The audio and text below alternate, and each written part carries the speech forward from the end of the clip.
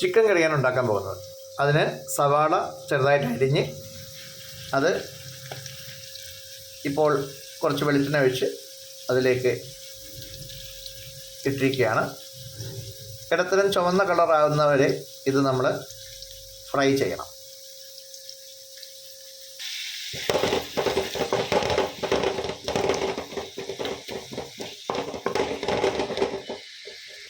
ചെറിയ ഉള്ളി ഒരു 10-20 പീസിൽ കൂടുതൽ എടുത്തിട്ടുണ്ട്. അത് നമ്മൾ കറിയിൽ ചേർക്കാൻ വേണ്ടിയിട്ടാണ്. അത് ചെറിയ പീസാക്കേണ്ട ആവശ്യമില്ല. ഫ്രൈ ചെയ്യുമ്പോൾ ലോ ഫ്ലെയിമിലാണ് ഇടേണ്ടത്. ചിക്കൻ നന്നായി വാഷ് ചെയ്ത് എടുക്കണം. കഴുകിയെടുത്ത ചിക്കനിലേക്ക് നമ്മൾ ആവശ്യത്തിനുള്ള മസാലകൾ ചേർത്ത് കൊടുക്കണം. ഉപ്പ്, മഞ്ഞൾപ്പൊടി ഒരു ടേബിൾ സ്പൂണിനേക്കാൾ ചെറുതാണെന്ന് തോന്നുന്നത്. മുളക് പൊടി 1.5 table spoon,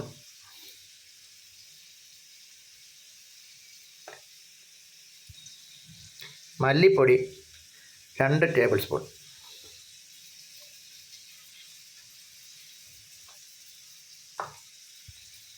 chicken masala 1.5 table spoon. ഇപ്പോൾ മസാല കൂട്ടുകൾ നമ്മൾ എടുത്തു കഴിഞ്ഞു. ഇനി ഇത് നന്നായിട്ട് മിക്സ് ചെയ്യണം.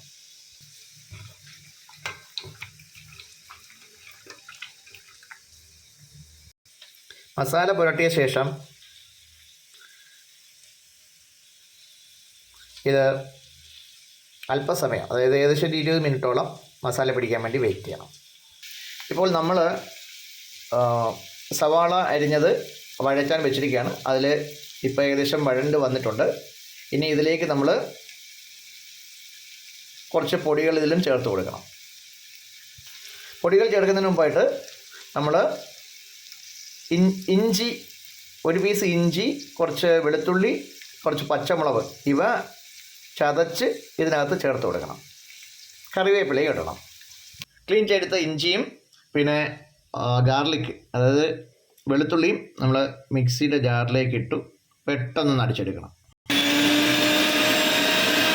ഒരു 4-5 പച്ചമുളകും കൂടി അതിലിട്ട് അടിക്കുക. അപ്പോൾ നമ്മൾ അടിച്ചെടുത്ത ജിഞ്ചർ ഗാർലിക് പേസ്റ്റ് ആക്കിയിട്ടുണ്ട്. അതിനെ പച്ചമുളകും കൂടി ഇട്ട് അടിച്ചിട്ടുണ്ട്. അത് നമ്മൾ ഇപ്പോൾ ഈ ഫ്രൈ ആയിരിക്കുന്ന പിന്നെ സവാള ചുവന്ന കളറായിട്ടുണ്ട് ഏകദേശം. അപ്പോൾ അതിലേക്ക് ഇടാൻ പോവുകയാണ്. അപ്പോൾ ഈ വെളുത്തുള്ളി ഇഞ്ചിയൊക്കെ ഇട്ടിട്ട് ഇത് നന്നായിട്ടൊന്ന് ഇളക്കി കൊടുക്കുക.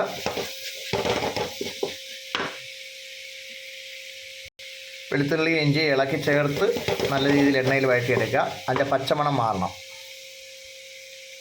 ഇപ്പോൾ ഒരുവിധം ജിഞ്ചർ പേസ്റ്റൊക്കെ ഫ്രൈ ആയിട്ടുണ്ട്.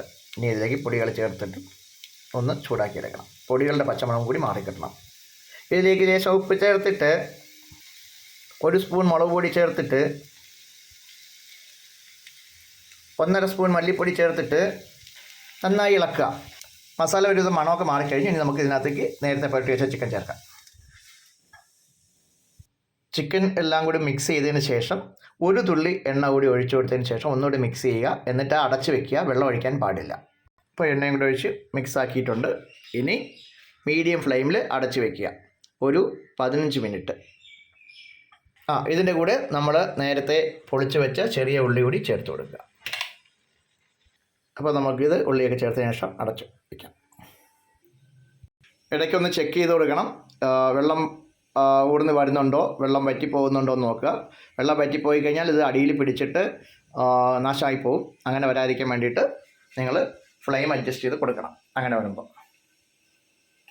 വേണ്ടി വന്നാൽ ഓഫ് ചെയ്യുകയും വേണം. നമ്മൾ തീരെ ലോ ഫ്ലെയിമിലിടരുത്. ലോ ഫ്ലെയിമിലിട്ട് കഴിഞ്ഞ് കഴിഞ്ഞാൽ ചിക്കനിലുള്ള വെള്ളം ഊർന്ന് വരികയില്ല. വെള്ളം വറ്റിപ്പോകാനുള്ള സാധ്യതയുണ്ട്. എന്ന് വെച്ചാൽ കുറച്ച് വെള്ളം അങ്ങ് വറ്റിപ്പോവും. അതുകൊണ്ട് ഹൈ ഫ്ലെയിമിൽ അല്ലെങ്കിൽ മീഡിയം ഫ്ലെയിമിൽ ഇടുക. അപ്പോൾ നന്നായിട്ട് പെട്ടെന്ന് വെന്തിട്ട് അതിൽ നിന്ന് ചിക്കനിൽ കുറച്ച് വെള്ളം ഉണ്ടായിരിക്കും. ആ വെള്ളം അതിൽ നിന്ന് ഇറങ്ങിയിട്ട് അതിനകത്ത് വെള്ളം അഡ്ജസ്റ്റ് ആവും. അപ്പോൾ എണ്ണയിൽ വേവുകയും ചെയ്യും. വെള്ളം അതിനകത്ത് ഓൾറെഡി ഉണ്ട് താനും. ഓക്കെ. പിന്നെ കുറച്ച് സമയം കഴിയുമ്പോൾ നിങ്ങൾ ഫ്ലെയിം ലോ ആക്കണം, അല്ലെങ്കിൽ കരിഞ്ഞു പോകും. ചിക്കൻ കറി റെഡി ആയിട്ടുണ്ട്.